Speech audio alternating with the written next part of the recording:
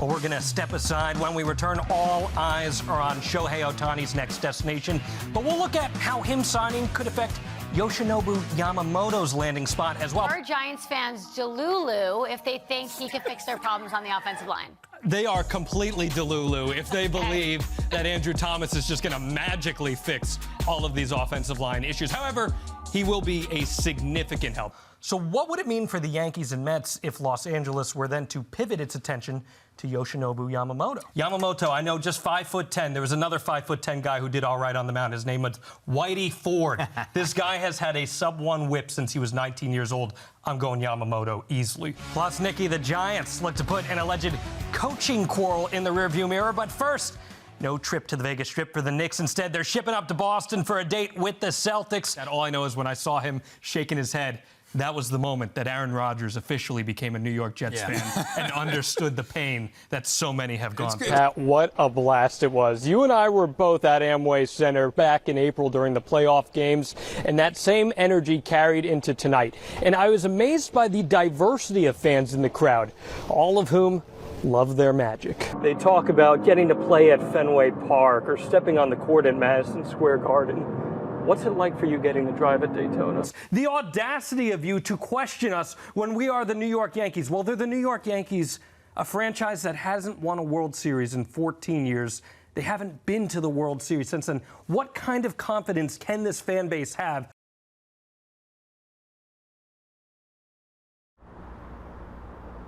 In the corner of his back patio, Eric Taylor finds his place of peace. If I'm having a bad day, I just need to sit down, collect my thoughts, and refocus on what my goal is for whatever I'm doing.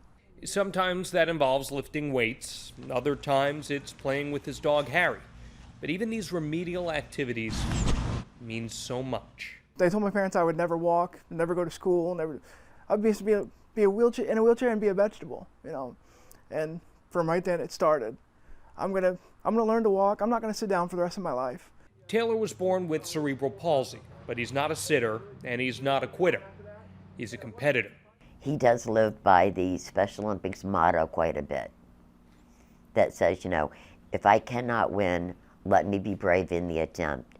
And he is brave at anything he tries. Right here is one of me doing the shot put. The photos captured in these last 28 years are moments in time. Taylor became one of Central Florida's all-time great Special Olympians, competing on the national stage a combined 8 occasions in weightlifting and golf, like back in 2014 in Atlantic City. I was like, I don't care if I come in dead last. We made it this far. We have accomplished our goal by making it here. And they said at the final round I was in 4th place. I ended up coming in 2nd. But if bravery is in the attempt, it's my teammates' time to shine. Humility is in the result. He finished his race. Look how excited he is. That's what I live for. Traits he wants to pay forward as he transitions from athlete to coach.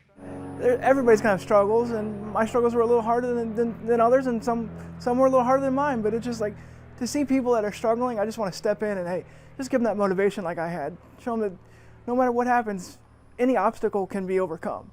Come on, Harry. That service earned him the attention of Seminole County, which reached out to his mother about a potential induction into its Sports Hall of Fame.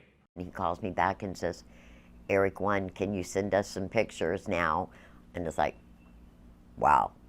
A lifetime of bravery honored with the Inclusion Award, where Eric Taylor's name will live on in a special place. The tears started flowing. I'm like, wow, what I'm doing in Special Olympics or just in sports, in the life of sports, has really gotten around that I had no clue it was even getting around to other people. There's no reason that dreams can't come true.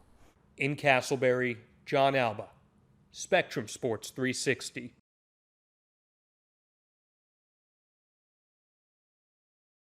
A sight we've become all too familiar with, Daytona International Speedway, massive amounts of rain.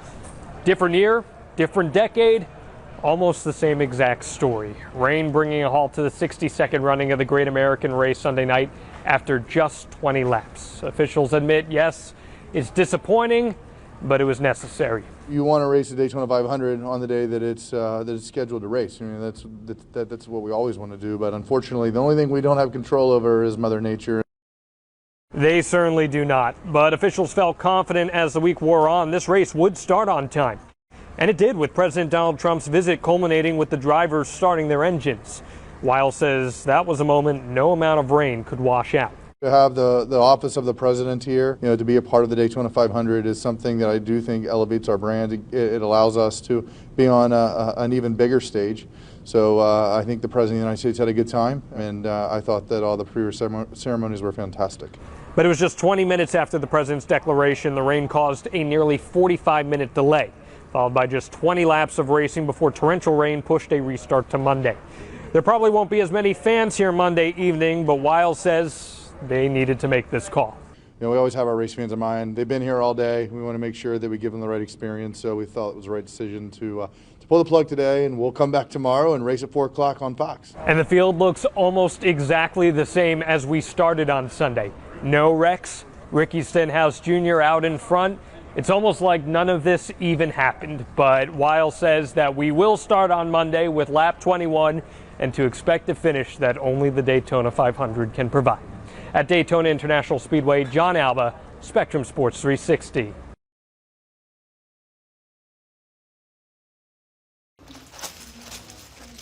Ardmore's sport Exchange 3. is probably not like yours. 16. I prefer the mental gymnastics more than physical. When Tetris came around, I was in love. It was just more analytical than physical.